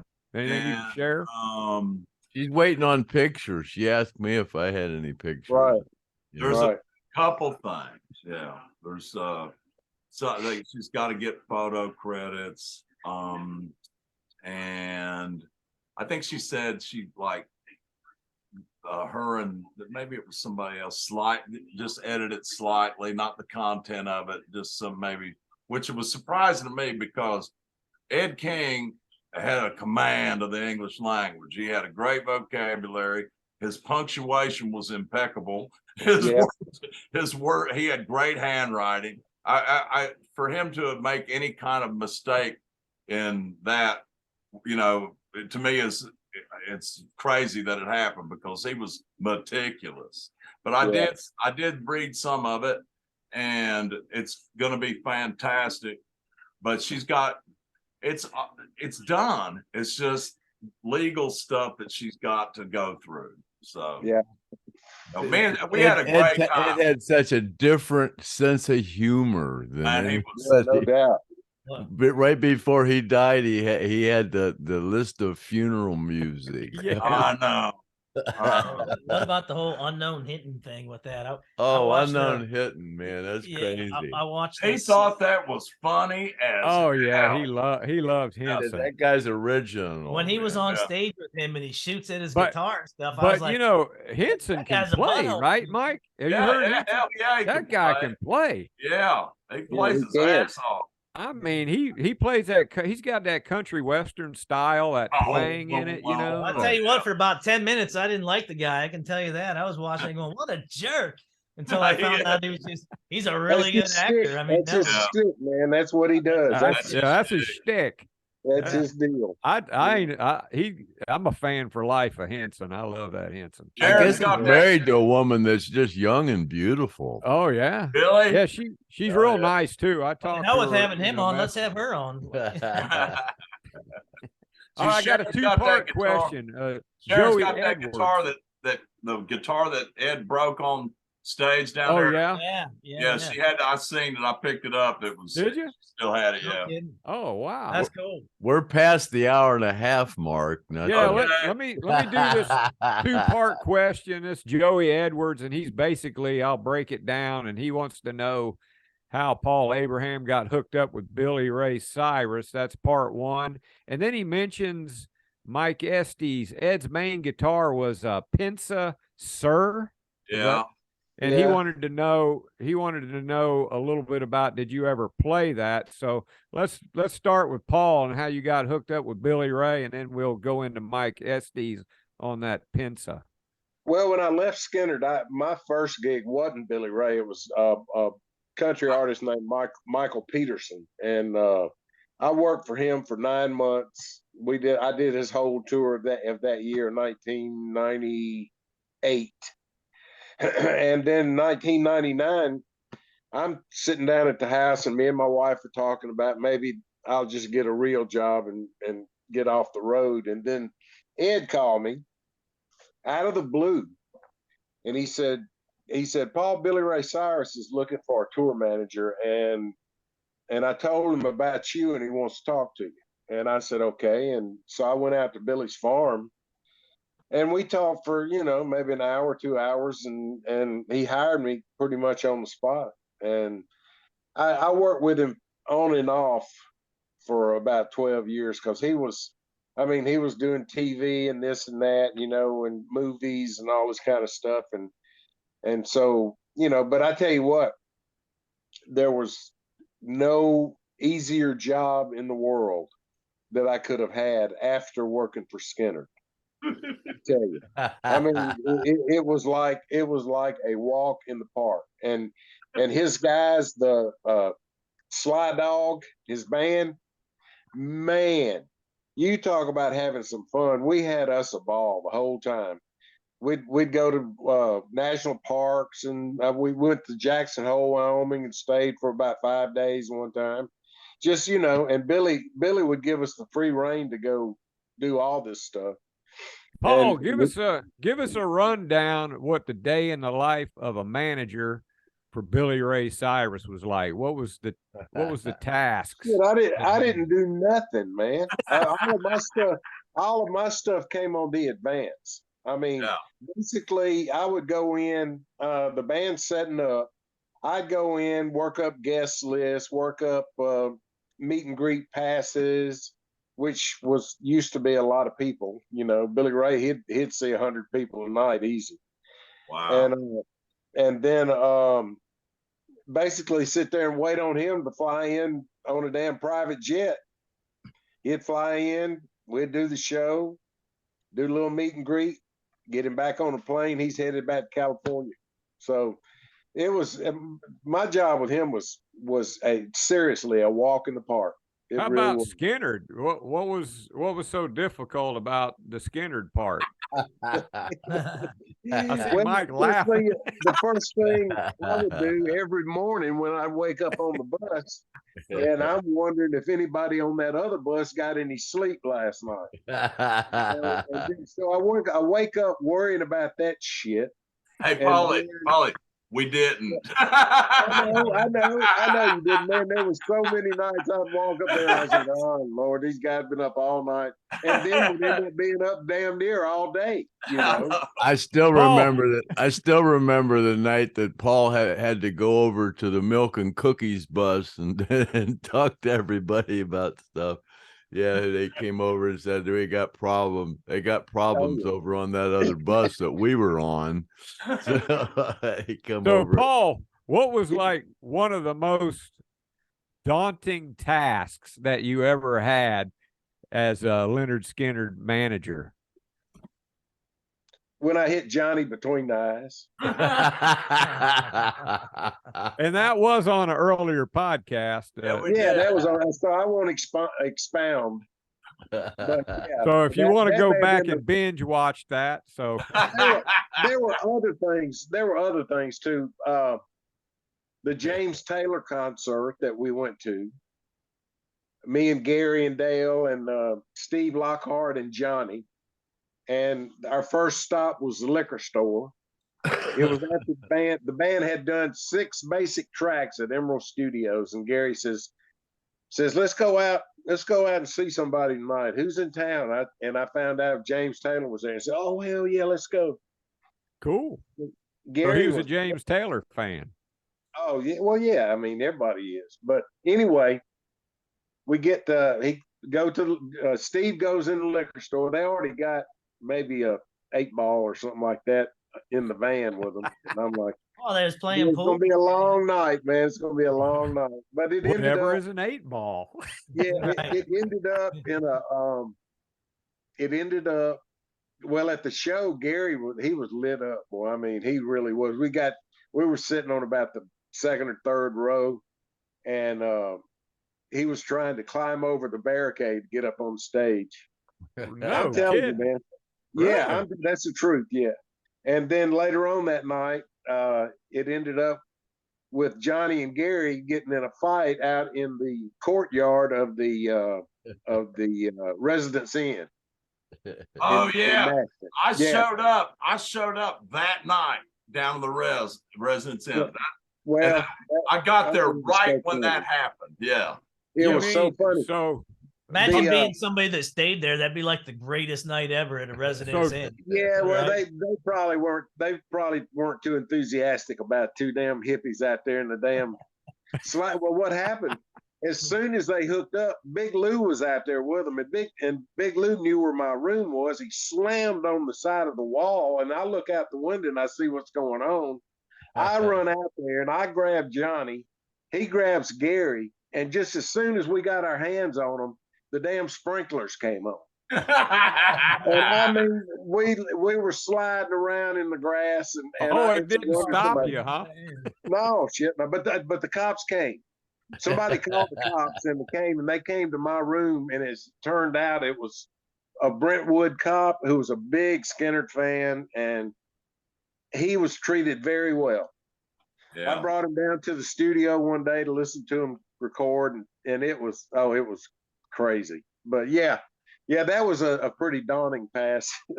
Hey, Did Paul, when did, you were did James Taylor see Gary trying to climb up on the stage there with him? Did Well, say he may anything? have. He may have after the show. As we talked about before, we didn't let Gary talk too much on microphones or anything else, but especially when he was well into the Jack Daniels. And we're walking backstage to go and get back in our van to go back to the hotel. And James Taylor's there, and Gary walks up to him, and he's talking to him face to face. And after he was done, I have no idea what Gary said to him, but after he was done, I saw this puzzled look on James Taylor's face, and I said, "That's Gary Rossington of Lynyrd Skynyrd," and he said, "Oh, okay." You know? So he knew Skynyrd. Oh, of course, yeah. Yeah. Now, who didn't? Oh Yeah. my God! I mean, unless you were hiding under a rock. Did any those guys ever play together in a concert? I mean, as far as it's kind of a contrast, but No. We always, we had some great opening acts, man. God, some fantastic opening acts. Yeah, there was this one called Helen Highwater that kicked freaking ass, man. Hell yeah. There you go. so Sure is does. that when did that happen there, Mike? Do you guys It's like 87. We were Yeah. up the show on a tribute tour in Dayton, Ohio, I guess it was. Dayton, yeah. It was Dayton. Yeah. We were supposed to open the one the next night in Louisville, but our bass player walked in on Charlie Brusco and the accountant while they were settling the show with a promoter looking for beer, and that kind of ruined it. Oh Lord. Well, let's move into this the second part of the question Joey Edwards asked about the Pensa Sir. Did I pronounce that right? That's right. That's how it's pronounced. I think sir. And Yeah, that's right. and that was like, how can I describe that guitar? It was a sunburst one. It was handmade, all handmade down to the pickups. I think he might have put EMGs in it, but it had a locking bar on it, and it had super. To me, the action was real low, but he could still play slide on it. I don't know. Well, he could have played slide on a toilet seat, but it was the guitar had a neck like if you know this neck, there was a reissue that Gibson did of a Les Paul special in the 70s, a double cut, like Alan used to play, that brown one in Rossi Collins. That's got about the same neck on it. And but it had a locking bar on it. I played it. It was for me, I'm not a locking bar person, so it wasn't really my thing, but it played easy. It almost played too easy for me. It's like I beat them up kind of hard, and it was real, it was suited Ed style good. But there was nothing better than when he played for me, if he played that old SG he had or a Stratocaster, man, he was freaking dangerous. It was just, it didn't matter what he played really. Yeah, he just had that gift. Yeah. He could have played a Kate. Yeah. He probably did. Yeah. Or Silvertone. Yeah. We Yeah. got a new kind of a guy I've never heard of before, Miles D. Nye. And this is kind of I like these kind of questions because they're like kind of a question that, you have to do some thinking, and hopefully you guys can answer. Does anyone, maybe Paul, remember the band playing at the Jacksonville Coliseum before the first album came out? No. I believe Joe Walsh was the headliner, and people were leaving. An announcement was made to stick around. We have one more band who won a local talent contest. Skynyrd came out, kicked ass from the first song. People outside came back in the Coliseum in droves. The lights stayed on the whole time, and he was evidently there. So you remember anything about that, Paul? No, I wasn't around those times. That was shit. That had to be 70. Yeah, that was before One or me. two. Yeah, that was before me even. Anything about that, Craig? No, huh? That was I I've didn't heard get of- with I've them heard till the that end of story, 73. Did you hear that story? I have heard that story. Yeah. But I was 8 years old. But Wasn't there like sometimes that Ronnie or somebody would get in a fight and they would like, was it ever in the middle of a concert or something, and they had to shut the concert That was down? Louisville. That was Louisville, Kentucky, and Joe Barnes tackled some guy from Tycho Bray, the sound company. The monitors were going out and not working right, and Ronnie took his foot and pushed the cones in on the floor monitors, and the guy from Tycho Bray got pissed off and was turning everything off, and Joe Barnes tackled him on the back of the stage, and the band saw what was going on, and we were all back there tussling with him. And Ronnie said, "Excuse me, but we see our band, our crew back there, and we better go help them out with this one." So they just stopped playing. Joe Barnes, our buddy Joe. Yeah. Tackled the guy Joe from Joe. Tackle Bray in the back. I didn't think he was that frisky. Well, during the Skynyrd show, man, you're real protective of the band, anything that was going oh on. yeah, those guys, anybody in the crew, they'd have killed for you, man. Oh That's- yeah, man. yeah, If you were messing with the show, you were messing Yeah. with rattlesnakes. Yeah, I remember Gene Odom was telling me a story about how he was down on the floor dancing while they were playing, and somebody gave him a bunch of shit and started swinging on him, and the whole band jumped down there and kicked the guy's ass. That Here's could be a the- Gene Yeah, story. there was a video I saw the other day on one of them videos where Artemis jumped down into the crowd and was doing stuff, and then jumped back up on stage. And Ronnie said, "Yeah, we let him out at night. We feed him raw meat during the day." I believe I heard that before. Yeah, on Ronnie say that on a recording. Here's a question. Now, Mike, you can say, if you don't want to answer this, just say pass, and we'll go on. This is for Mike. Gary has said that it was hard. This is Andy Munson is question. Oh, I Gary know, has Andy. said Yeah. it was hard for him to let a close friend like Mike go. How did it go down? I don't really remember, to be honest with you. One day you were there, and the next day you Next weren't. day, yeah, it was basically that. And I Yeah. called Ed and I said, "Dude, I just got fired." But I'll say this: Gary didn't call me to tell me this. It was No. somebody Joe else. Borland. No, it Who? wasn't him either. No, me and Joe ended up being really good friends there. Yeah. Pretty fast, but it was somebody else called. So I called Gary to make sure this was true. He didn't answer. I called Ed. I said, "Ed, I just got a call saying I'm fired." He goes, "Really? I got fired yesterday." Well, I guess a lot of people got fired, Oh God. Yeah, and it was and he said it like, just like, "Can I borrow a cup of sugar?" It was like it didn't even affect. I'm losing my freaking mind. And when he said, "Well, oh yeah, I got fired yesterday," I go, "What happened?" Now all of a sudden I'm concerned that he's out. And I go, what happened? And he told me all this, you know, how it went on. And I talked to the people that had to talk to Ed about it. Well, maybe it'll be in the book.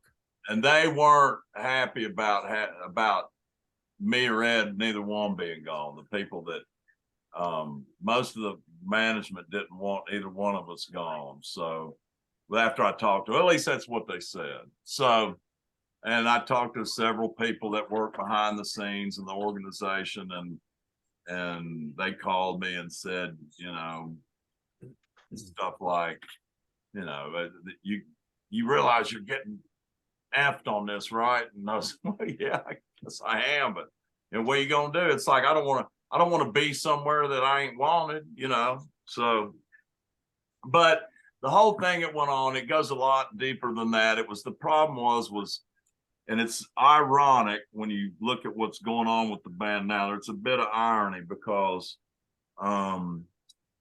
Ed had gotten that heart problem was kicking up when we were supposed to do a show in Georgia for the Georgia Music Hall of Fame. And the night before, Ed had to go to the emergency room. We had just played Asheville, North Carolina. I remember it because my sister lives there and she was there. We got down there, and Ed was in the hospital. So Paulie calls me and said, man, this tour is going to eat it if you can't come up with the parts. And that Ed, can you do it with 2 guitars? I spent all that night and half the next day and trying to make it so we could at least get the tour in. And so we finished, we did like 9 shows, I guess, something like that, with just me and Gary on guitar. And it went okay. It wasn't the best, but it went okay. And but Ed was not going to be able to tour. And it was put to me that he couldn't, why does he get to stay home and get paid? And that's not right. And I was like, yeah, but, you know, and they made the deal that Ed would stay home and have a replacement for the road, you know, and he'd play, if we did a record, Ed would be on it. And he would have to pay a replacement on the road.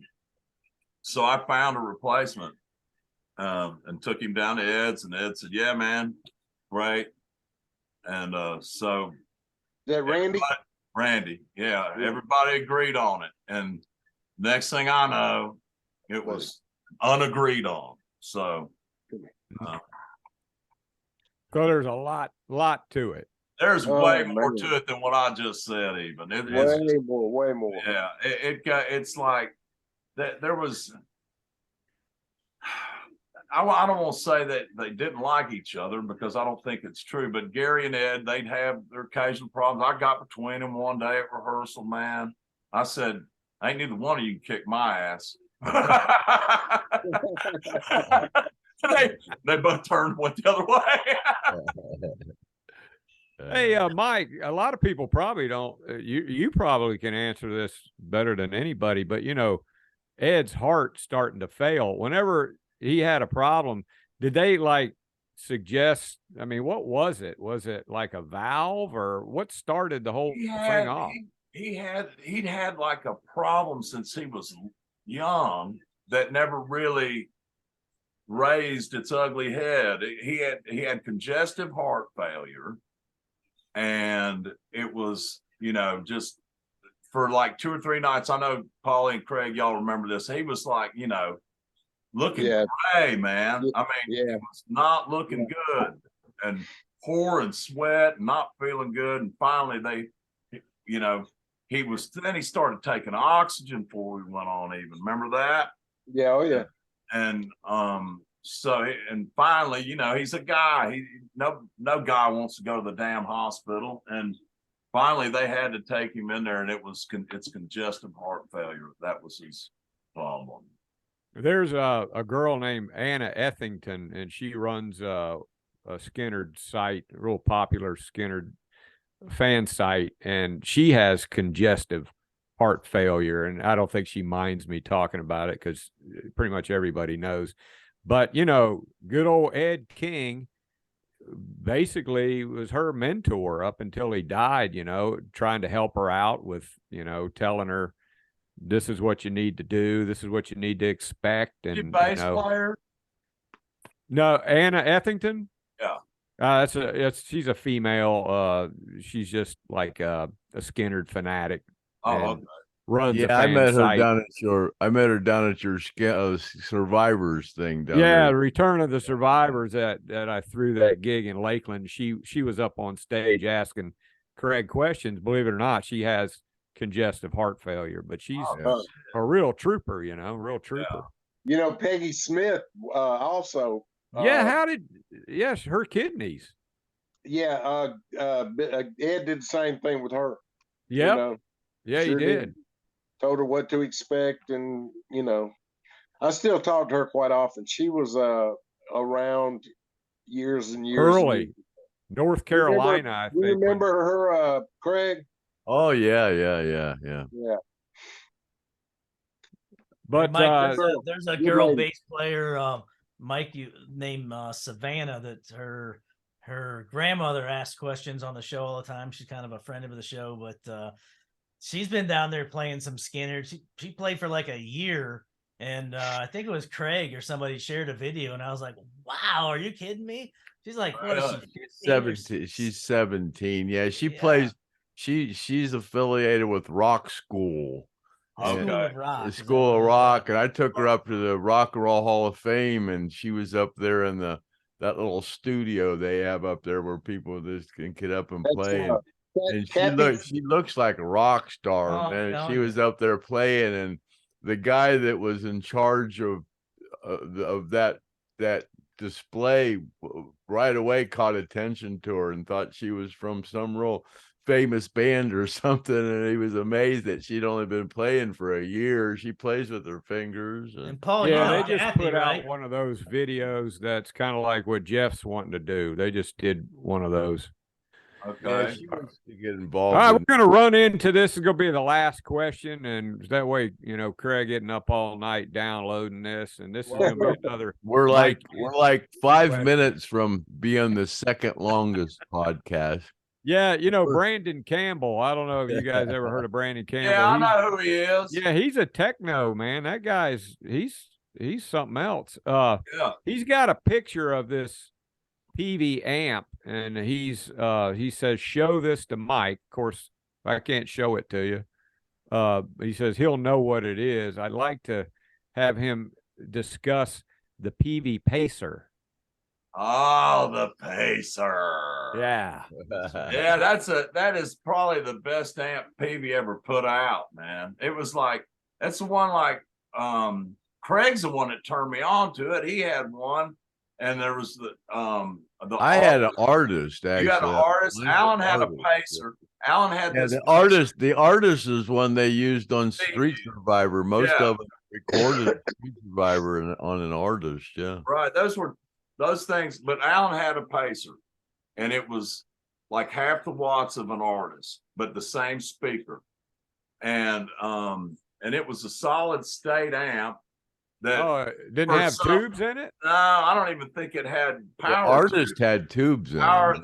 The artist had tubes in the back. It was artist was 120 watts through a speaker. And the Pacer was like 30 watts through a 12-inch speaker, and it was solid state. But for whatever reason, those things sound so good that it's like they just. None of and PV did a shitload of amps that were about that, like the Pacer, and nothing sounded close to that Pacer. It's like that other series they did, the classics. I've got a classic 30, I've got a classic 20, a classic 30, a classic 50, and a classic 100, and they're all okay. But that classic 30 kicks ass for whatever reason, and this was the same way with a Pacer. It seems like every time they come out with a line, there's one in it that just, wow. Yeah. But he's right about that. That's a killer amp. And they're hard to find. But Alan had one, and that's where I first played through one, was at his Hey, house. everybody that's got one for sale right now is thanking you, saying, "All right." So Yeah, did it you just say- happened that happened to me the other day. I bought this pedal that I never used, and I bought it back in the early 90s. I don't use pedals. I don't know why I bought it, but it turns out that and I paid like $100 for it, whatever. It's just a gain pedal. And John Mayer has one. And now my pedal's worth about $1,000. Thank you, John Mayer. Well, Ed used a Fender Princeton, didn't he? Yeah, he did. He played through. He loved Princeton's too. He was good with Fender amps. Ed could make a Fender just sing, man. Yeah, that's why I got one of those right here. A Fender That's that, yeah, Princeton. that Princeton. I told you I want to buy it. There it is. Looky there, looky there, looky I there. tell you looky there. I'll put you in my will. I might go before you. You're younger than me, though. That You'll don't be mean all right. nothing. Hey, Griff, if you start seeing dark Suburbans out there, I'd be nervous, man. Yeah, I've got two. I've got a Yukon and a Suburban, and they're both the same color. That way I can be two places at once. I'm not sure of the age of this one. How old do you think this one is that I got here? Let me see the back of it, and I can tell you.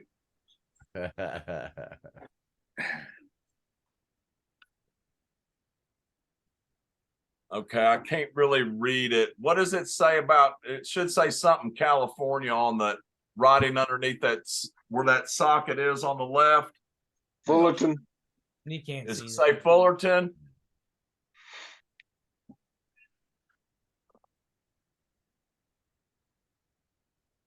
Does it say where? Does it say CBS or FEI? It should say Fender Electronical Instruments. Yeah, it says Fender Musical Instruments, Santa Ana, California. Okay, Yeah. then it's Santa Ana, California. okay. And let me see the front of it one more time. If it's Santa Ana, it could be or anything. Okay, that's got that. I mean, from looking at it, I think it's a 67. Wow, Or that old, huh? a 6. I mean, that's what I think. If I could hold it and look at it, I could tell you for sure. It should have a tubes list on taped or glued in the side of it in the back. See if there's a tube chart in it. I'll check it out. I'll get back with you. Yeah.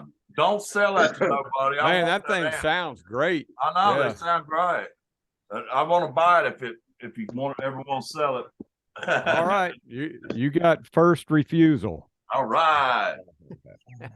So we're going to go ahead and probably wrap this up. But before we do, we'd like to, Paul's struggling a little bit with his cancer, and he's looking at going to MD Anderson. And, we love having Paul Abraham on here. He's got great stories and that damn shit that he's fighting, man. That's some tough stuff. And look at the damn positivity pouring out of that guy. So we love you, Paul.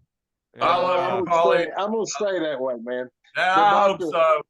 My doctor told me the other day. He said, for getting these kind of prognosis from me, you sure do take it good. And I said, well, you want to know why? He said, why? I said, because I don't believe you. There there you go. So, look, man, people have been telling me all along to get a second opinion, which that's what I'm doing, and it's going to be at MD Anderson. And you know what? You can't do any better than that as far as cancer treatment in the country. What town's that in? Houston. Houston. Okay. Yeah. Cool. Well, I'm all about second opinions because when they check my prostate, they use 2 fingers. Oh, that's a good Fuckers. one. Dang, that's terrible. Man. But no, anyway, I appreciate. But everybody. we are praying for you. And I know that. I feel it. So rest assured that I'll go down fighting, by God. Oh, no, that's right. But And you're then not gonna the go other thing down. too, is Mike Estes. We just want to check and see what you got going now in your band. What's the latest thing you got going? I'm gonna finish. Matter of fact, my engineer is here. We're gonna work on that stuff I got to work on. Then I'm gonna finish a solo album, and Skinny Molly's gonna have a new record out by the summer. Cool. I hope your engineer's getting paid good for sitting there through all this shit. Who? Yeah, Your engineer. yeah. Oh God, yeah. I mean, He's a guitar player for Trace Lawrence, isn't he? Yeah, he is. He Yeah. plays guitar for Tracy Lawrence. He's one of my best friends, and he's a complete nut and an insanely talented cat. He plays his ass off, man. It's Cool. sick. Yeah. Yeah, we're done. Y'all, I'm gonna go ahead and say bye because I gotta go. All right, Polly, we'll I see love you, you, buddy. buddy. Thank you, Polly. Sure enough, man. Holler whenever. Love you, brother. You too, man. Talk to y'all Okay. soon. And hey, thank you, Jeff, for coming on and everything you do and getting the sponsor and running our page and we appreciate you.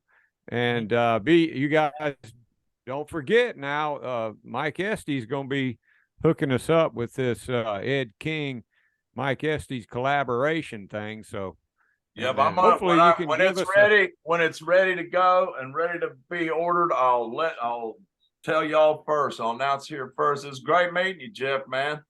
Thanks, Mike. Nice to meet you, man. It's great. Yeah. You're awesome. All right, dude. well, you guys be cool, and I love you. all righty. All Later, right, Mike. Mike. I got to go to work. Hey, All right. wait, real quick.